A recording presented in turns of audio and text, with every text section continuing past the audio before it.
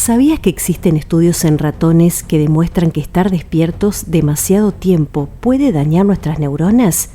Estos estudios también sugieren que algo similar podría ocurrir en los humanos, pero esto aún no ha sido comprobado del todo. Lo que sí está claro es que la falta de sueño interfiere en cómo nuestras neuronas procesan la información, afectando nuestra capacidad para convertir lo que vemos en pensamientos conscientes. Es decir, cuando no dormimos bien, es más complicado concentrarse en tareas diarias. Por ejemplo, si vamos conduciendo y un ciclista se cruza de repente en nuestro camino, si estamos agotados, tardaremos más en reaccionar, porque el simple acto de ver al ciclista se ralentizaría en nuestro cerebro. Entonces, ¿las neuronas mueren o no? Sí, pero de una forma diferente. Muchas neuronas mueren durante su migración. Una vez que una neurona nace, tiene que desplazarse al lugar del cerebro donde va a desarrollar su función, lo que se conoce como migración.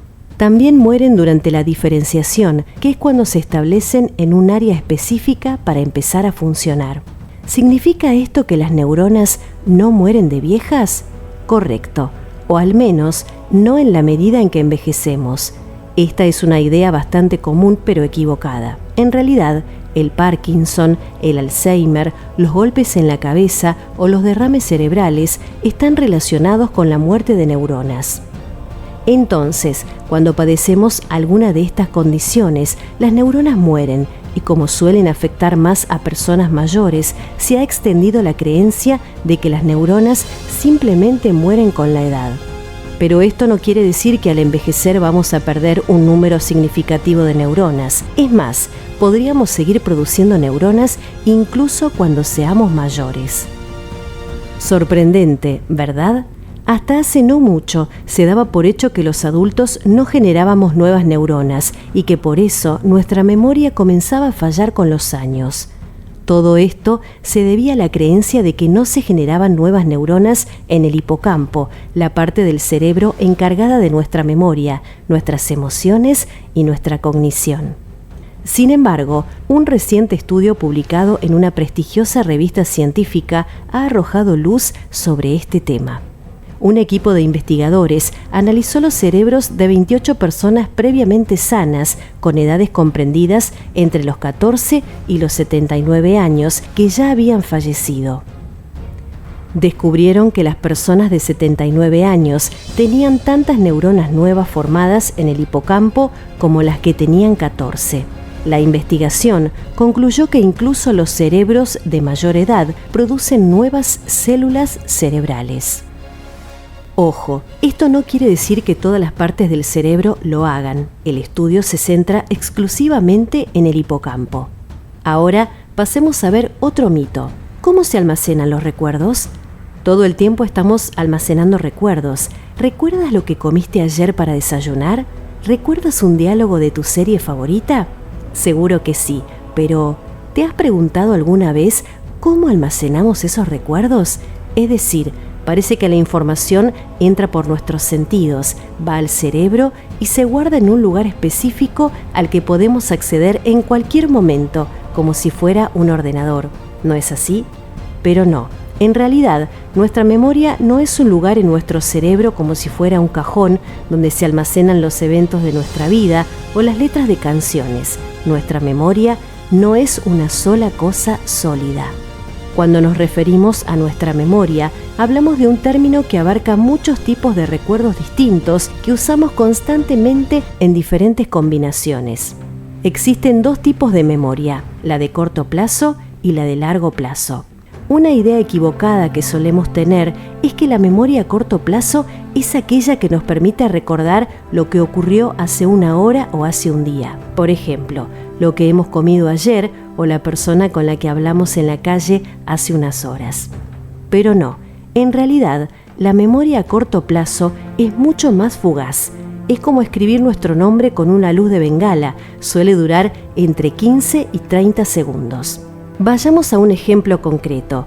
Cuando estamos hablando y prestamos atención para entender una frase larga, es obvio que debemos recordar la primera parte de la frase para comprenderla en su totalidad hasta que finalice. ¿no es cierto? La memoria a corto plazo sería el mecanismo que nos permita recordar temporalmente el comienzo de esa frase. Y una vez que hemos entendido la información, no es necesario recordar esos detalles específicos, así que nuestro cerebro olvidará las palabras concretas. Lo mismo ocurre cuando leemos. Nuestra memoria a corto plazo actúa de manera similar. Es decir, cuando intentamos aprender una lección de un libro, memorizar una contraseña o recordar algunas líneas, estamos utilizando nuestra memoria a corto plazo. Sin embargo, cualquier recuerdo que podamos recuperar después de esos 15 a 30 segundos será ya memoria a largo plazo, y aquí es donde la información se convierte en algo físico. Es decir, la información quedará almacenada de alguna forma en nuestro cerebro.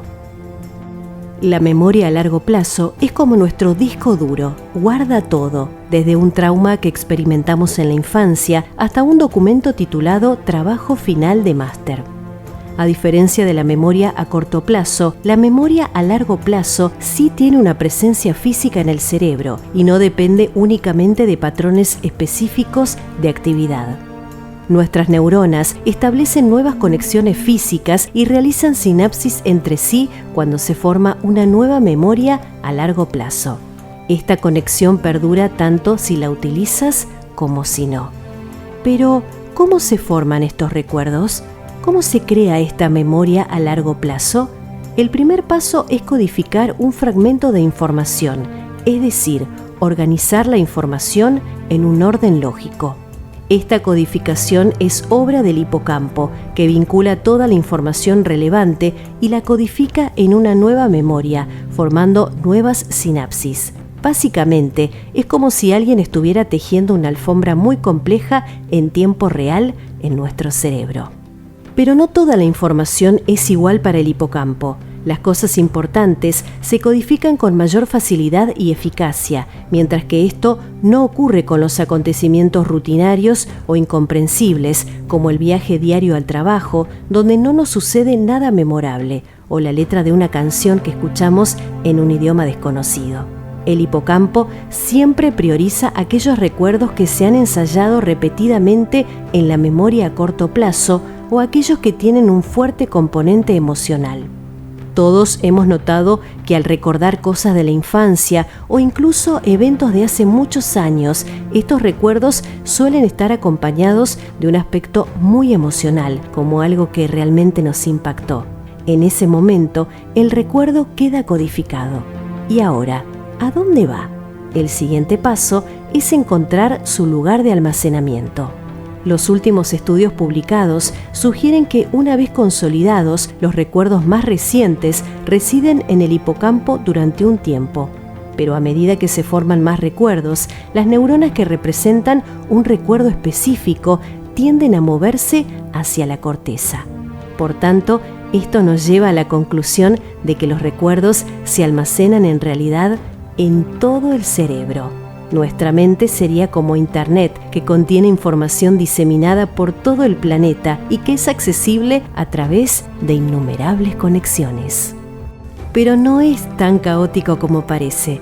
Los recuerdos similares tienden a agruparse juntos, es decir, los recuerdos que involucran el habla se almacenan cerca de los centros del lenguaje, mientras que, por otro lado, los recuerdos visuales se sitúan en la corteza visual. Pero no se almacenan como libros en una biblioteca, se actualizan y modifican constantemente. En resumen, nuestros recuerdos no se almacenan en un solo lugar. Nuestro cerebro reconstruye los recuerdos a demanda. Entonces, lo que llamaríamos recordar sería en realidad más como ajustar. Cada vez que ajustamos una memoria, puede construirse con algunas neuronas diferentes. ¿Por qué?